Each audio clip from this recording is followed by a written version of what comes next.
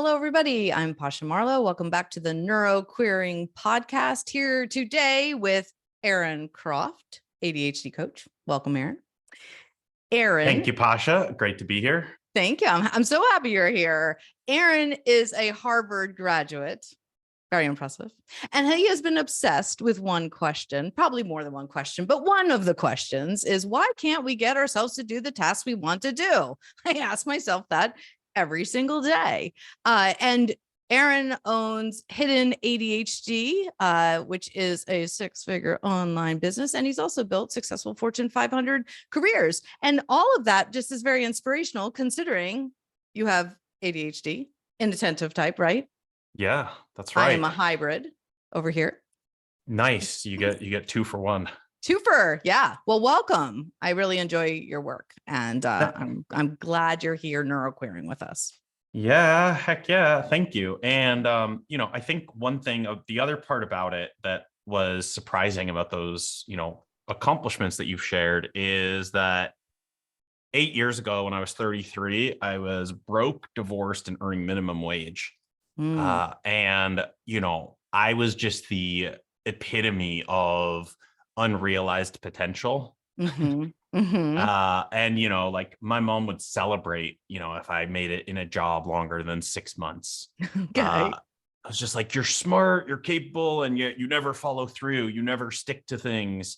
And so that question that you mentioned at the top, it was just, it's been on my mind my whole life because I could never get myself to do things that I want to do. Yeah, same. Every day, I think, today I want to drink celery juice, exercise. I want to reach out to friends. I want to make my online program. I want to start my book. Often at the end of the day, I realize I didn't. And then I wonder why. Because I want to do those things. They'd be really quite fun. They'd feel good. So why the heck don't I do them? Do tell. I would love to know. Coach us, coach me, and then through me, coach my listeners. Yeah. All right. Definitely. Well, I think one thing, right, is, well, a lot of us have been taught what I call a neurotypical productivity system. And what that looks like is, if we look at it in 3 stages, it's get knowledge, use motivation, and use willpower. 2 and 3, not happening. 2 and 3 are not going to happen, right? Right. And a lot of us will start at step 1 of like the get knowledge, and we'll be like, oh, like the cool part is knowledge is free, right? And so you're like, how do I get myself to drink celery juice or to do these things, write my book? And like, we'll hop on Google and we'll research it. We'll be like, how do I do this? And we'll get a bunch of articles. It'll be like the top 10 tips and the 20 steps and blah, blah, right? And we'll be like, whoa. And then we'll be like, oh, I hate video. Or I hate reading. I'm going to go watch videos. We go onto YouTube and there's hours of amazing content that tell us how to do these things. And what we struggle with, so the learning piece we're okay with, but the other 2 pieces, the use motivation and use willpower, as you said, is where we struggle. And that's what I call the activate and the sustain pieces. And so we end up in this cycle where we'll just be Googling and studying things almost all the time. Like the amount that we're getting knowledge is up here, and the amount that we're doing with that knowledge is like down here. And is that a self-doubt, self-worth, imposter syndrome? What is that? Yeah, it's the analogy that I give is, if you take a Tesla and you try to fill it up with the best premium gasoline that you can find, doesn't matter, right? The Tesla is not going to work with that. And so for me and for the people I work with, I just see it as a mismatch. I see it as a mismatch of the wrong fuel. So, the use motivation and use willpower, that just doesn't work for us. Right. And we'll play all these games, right? Like where we're like, oh, I'm going to get motivated. But they're ineffective, right? So like some of the games that, the people I work with tell me that they play and that I've played, right? Like, so game number one is the clock game, where it's like, okay, it's 2:37 p.m. I'm going to start this at 3 p.m. And then like, oh, it's 3:10 p.m. Okay, I'm definitely going to start this at 3:15, but first I'm going to go get a cup of coffee, right? Yeah. Yeah. So the clock game doesn't work. Clock game doesn't work. We'll do like the warm-up task game. Like, okay, I really need to do this. So let me just like quickly throw in a load of laundry and then I'll do it, or like check email, or like tidy my desk because like it's too messy for me to work, or something like that. And thinking that that'll translate to what we need to do. Yes. And then the last game, or not the last game, but the third game that a lot of us play is the couch game, which is like, way you play that game is you got to put yourself on the couch, like open up Instagram and kind of veg on there and like scroll through some like top 10 Netflix, or like get some inspiration. Yeah. Break out your Nintendo Switch, and you just sort of wait for the anxiety to kind of bubble up on the things that you should do enough that you'll suddenly like feel motivated to go do them.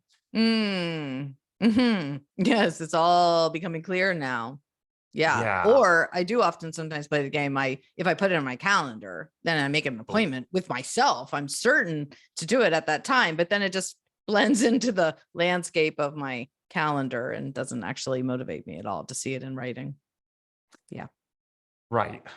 And so a lot of it's just like the fuel that we've been given just doesn't work for our brains. Yeah.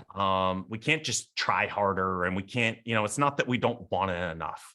And so we need different strategies to get our brains to basically to trick our brains into activating and to sustaining. All right. I can't wait to hear the tricks. Give us the tricks. Am I skipping over too much? No. Skip all the hard stuff and get to the tricks. Yeah, no, let's just get right to it. No foreplay needed. No. Sorry, I snorted. Yeah, it's not foreplay. So, yeah. So here's a trick, right? One trick that I like to do is look at what already works for our brains, right? Good. And so, let's say that you've got a report due in 30 days, right? When does your brain kick into gear to work on it? 25 days in. Nice, right? And there are other people listening who are going to say, oh, day 29, day 28. And so whatever it is, it's right near the deadline, whatever your brain perceives as near the deadline. Yeah. And so one of my favorite things is to look at what are the elements that are reliably there when our brain kicks into gear. And the thing is that we actually get the thing done. So the complaint of, that I have and that all the ADHDers I work with have is that it's not that we don't get it done. It's that we want the freedom, the control to be able to choose to work on it when we want to, not to just be reactively, kicking in at the deadline. And so we can do that by manufacturing what I call the 3S activation formula. And 3S activation. Okay. I know. I like acronyms and alliteration. So the 3 S's are the 3 variables that we need to get our brain to reliably activate. So the first one is soon, which most people guess, right? So there needs to be a deadline soon. We know that works. The second one is someone checking, as in not you checking whether or not you've done the thing. And the third one is there needs to be stakes. Something needs to be at stake. It doesn't have to be tangible. It could be intangible, like your partner is going to give you side eye all night. But it also could be tangible, like I'm going to get a bad performance review, or fired, or lose a client, or blah, blah, blah. Right. Right. Okay. So there's like the urgency, the accountability, and then a consequence that you have to keep in mind. Are those different words for it? That would be a different word. Yeah. It's not alliteration. I'm just trying to use different words to make sense for my brain. Yeah, no, that's well said. That would be, yeah. And if you think about, I mean, like check for your own experience, right? Like I always none of us is going to do something just because someone else says. So like, I don't expect people to just believe me. I want them to like look in their own experience. So like, if you look at the things where like you get stuff, where you'll like get stuff done reliably, even that you know, things that you might have difficulty doing or might be afraid to do or not want to do, but suddenly you can get them done when, you know, it's day 30 or day 25 in your brain and the deadline's soon. Someone's checking because this report's due to someone and there's stakes if I don't do it. Whereas on day 9, the deadline's not soon. No one's checking whether or not you wait until day 10, and there's no stakes if you wait until day 10, which is the reason for so many people. So another game that we play, in addition to the 3 that we already talked about, is we play the fake deadline game. Okay. We're like, okay, this report's due in 30 days. I'm going to set a fake deadline and say, I have to get it done like tonight, you know, because I know that this works. And so with a fake deadline, if we look at it through the 3S activation formula lens, like, is the deadline soon? Okay. It is, right? Yes. Like it is, which is great. Who's checking whether or not you do the thing by your fake deadline?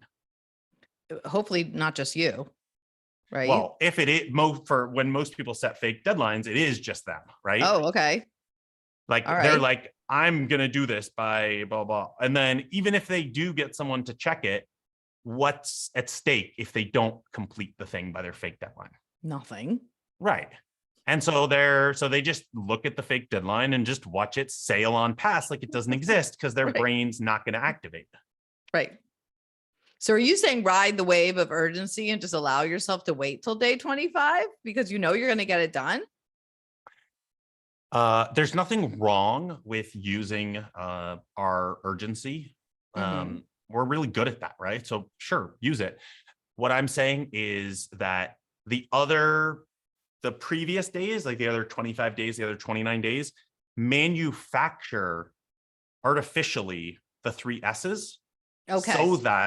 So that you can make progress every single day consistently, not just at the deadline. Okay. So you're making that progress, but you don't have the stakes. You're not going to lose your job or do the things, but you're creating that soonness for yourself. Yeah. So I'll tell you the way that I've set it up for people.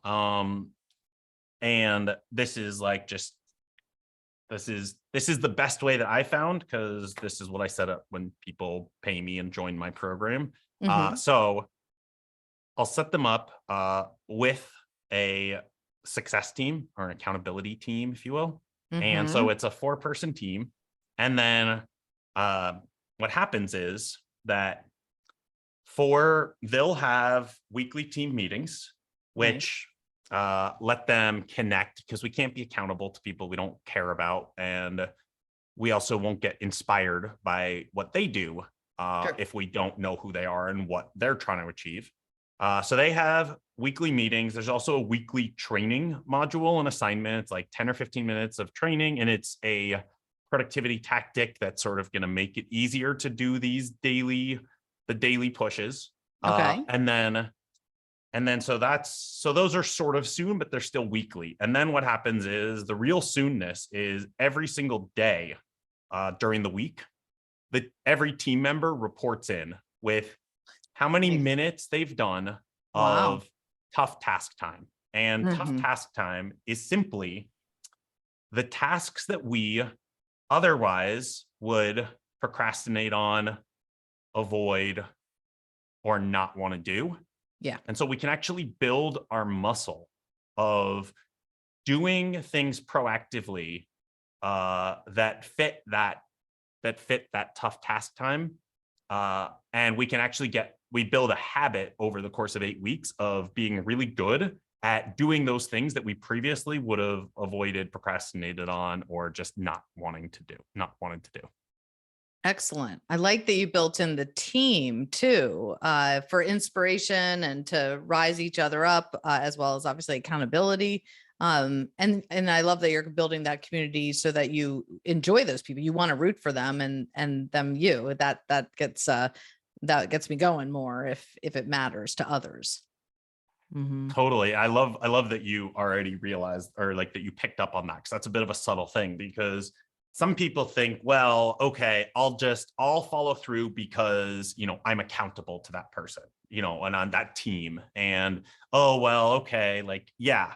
But there is that other aspect of that you hit on, which is sometimes even that isn't enough to get you over the hump. Like, yeah, but like, uh, and what'll happen is that, when you see Mary did her 10 minutes of tough task, or she uploaded her resume to this thing, or she made that phone call and that sales call or whatever that she's been putting off. You're like, oh, Mary did that thing. Okay, all right, I'm just gonna do like my 10 or 15 minutes, whatever I said I was gonna do.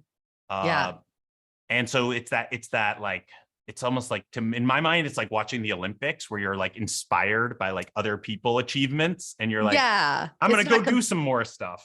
Right. It's not competitive. I'm not going to try to like one up Mary, but because Mary put in the work, I'm kind of honoring Mary by also doing the work. That she doesn't feel like she's out there alone. Right. Yeah. And a little competitiveness probably too. Totally. Yeah. I would imagine that's the magic sauce, is the team and the accountability built in there. Yeah, it's really weird. And the other part too is, this being an MFT, having training in this sort of thing, but like in the change process, like a critical first step in any change process is awareness. And, the reality for so many of us with ADHD, like here's the phrasing that someone recently put it, that attended one of my trainings.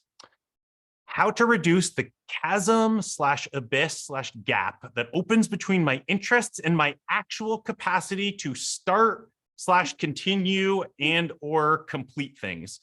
And what happens is that it's really kind of embarrassing to admit that to anyone. It's embarrassing to admit it to ourselves, let alone people in our lives.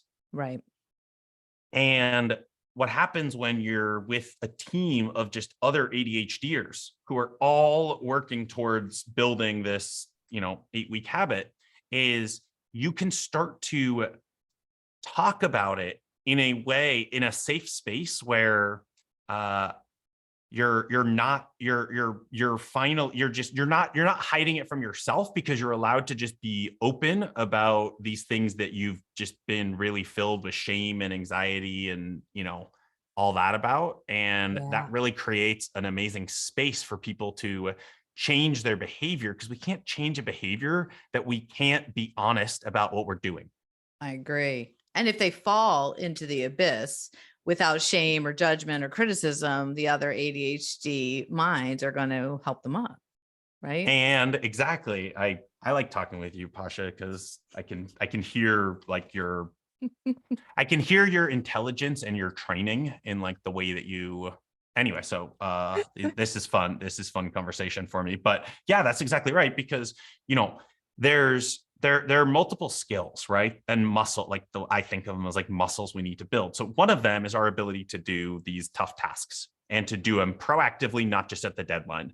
The other one though is to get back up after we fall down. Yes. And that's a skill, that's a strength, that's a muscle that, because if we really look at it, a lot of people think I need to be more efficient. I need to work harder, work longer, if I'm going to achieve some things. And the lowest hanging fruit for us ADHDers isn't to try to do that, because frankly, that's a big ask for a lot of us, especially if you've got a lot of inattentive symptoms, or that's predominant for you, even if you've got, the hybrid. What happens is that it's not that, oh, I should get an extra hour of work in, each day or each week. It's if we just reduce the amount of time that we spend completely overwhelmed and incapacitated, doing nothing, honestly backsliding, and we just shorten that from, however long you're spending, and you just shorten it a little bit, like that's where we start to get back massive amounts of productivity. And also, there also the momentum piece and the self-confidence and all that. Yeah. And that becomes our new fuel. That feeling of confidence and succeeding and accomplishing, but also making connections with other people fuels us. That's like my fire is the connection and helping each other. Yeah. And it's such an underappreciated fuel that, Mhm. one of my favorite fuels is momentum. Yeah. And that one of the reasons that I focus on these daily behaviors and the daily support and all that, one, because it involves the 3S activation formula, but two is because it's much easier to go to do something hard today when you already just have the momentum of, oh yeah, I did it yesterday, I did it the day before, I did it the week before, and you just have momentum. Whereas the other problem, this getting up, where we talked about like the low-hanging fruit, just to get to spend less time on the, incapacitated, is that that's really hard to peel ourselves up from just a quit, overwhelm space. Whereas if we're already moving, it's easier to stay in motion. Absolutely. Inertia. I like it. This is great. How did 20 minutes go by this quickly? You're going to have to come back, maybe just co-host from now on. I just hired. It's forcing that upon. I'm so happy to talk to you and finally meet you, Aron. And I'm going to follow you. I probably will hire you. But how can other people reach you and learn about your programs? Sure. So I have a free training on this approach that I talked about today. So it's basically, it's called the 8% productivity habit. And the idea is simply that rather than try to be productive and efficient, all day, it's how we can just do it with 8% of our day. 8% of a 24-hour day is 2 hours a day. So it's how we can get our top tasks done. And I've got a free training on that. I think you can link to it in the show notes. And Absolutely. that way people can learn more about the approach and see how it resonates with them. Fantastic. I love it. Well, I do hope you come back, Aron. Thank you for being here. And thank you everybody for listening. Please reach out and share this podcast if you feel like this episode would be helpful to an ADHD mind that you know. All right. Thanks everybody for neuroquerying with us. Bye.